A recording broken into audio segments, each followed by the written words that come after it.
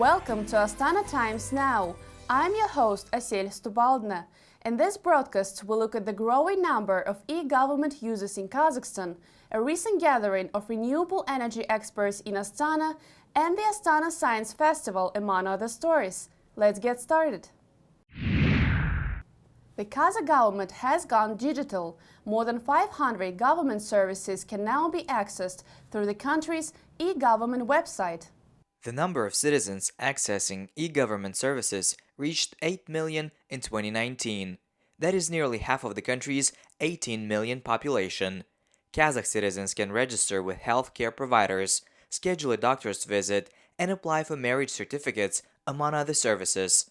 Users can also access e-government services via a mobile app and a messenger service. Among the recent updates to the services is the biometrical scanning of fingerprints to simplify the verification process. Government services can now be accessed through biometrical data. Citizens need to come to e-government offices and submit their data once, in this case fingerprints, and later they can access government services through fingerprint verification. Renewable energy industry players from Central Asia recently gathered in Astana for the two-day Central Asia Renewable Energy Summit. The event explored market prospects and examined ways to increase renewable energy use in the region. Experts noted the region possesses the potential for increased renewable energy use and industry development. Kazakhstan leads the region in renewable energy at 1.3% of total energy use. The country hopes to increase that number to 10% by 2030 and 50% by 2050. The renewable energy market in Kazakhstan is currently at its startup stage. Such global trends as declining capital costs help us, as the production cost of solar panels also decreases. International Energy Association forecasts capital costs decreasing by 40% by 2040. We have the cheapest energy in the world. On one hand, it is good because we can develop energy-intensive industries. On the other hand, the industry needs new investments. We need new plants. Renewable energy is not a cure-all industry, but it can help ensure energy security in the future. Several projects, including Central Asia's biggest, a 100-megawatt solar plant in Saran in the Karaganda region, the Burnaya solar power plant in the Zhambul region, and the construction of a 100-megawatt solar power plant in Kapchagay in the Almaty region, are part of Kazakhstan's efforts to build its renewable energy industry. Right now, the country set up a very aggressive but also very impressive target. That is by the end of next year, and the renewable energy will be around 3%. And actually, this is a very big target. And so there are some projects going on right now, and including us. And we have three renewable energy projects is under construction. Kazakhstan plans to build a facility to produce radiopharmaceuticals at the Presidential Affairs Hospital in Astana. Radiopharmaceuticals are pharmaceuticals that include radioactivity in diagnosis and treatment.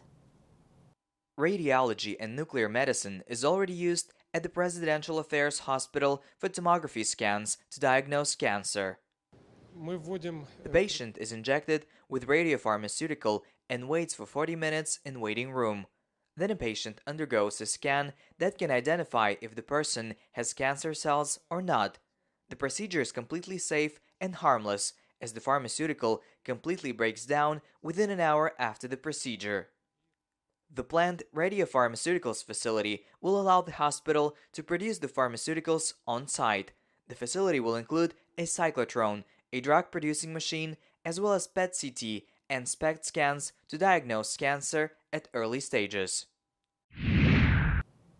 Kazakhstan joined other nations February 22nd to celebrate International NGO Day.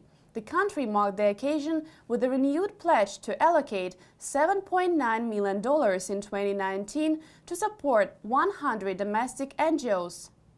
More than 150 representatives of Kazakh non-government organizations gathered in Astana to mark NGO Day. They discussed ways to increase the role of NGOs in key national decisions.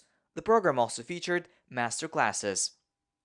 The government needs society to take part in the decision-making process. What we have now is we ourselves generate decisions, implement them, and report. This is a vicious circle. NGOs, on the other hand, help make decisions and eventually become an engine in their implementation. Their participation needs to increase. Children in Astana are a little smarter after a recent science fair put on by the British Council and its partners. The fair offered lessons in science and technology and debunked some popular science myths. Kazakh schoolchildren and young researchers presented scientific discoveries and facts. Visitors learned about the world of scientists and what motivates people to engage in science. The festival included lectures, masterclasses, an open lab, and robot competition. Thank you for watching Astana Times Now. Stay tuned and we will see you next week with the latest in Kazakh news.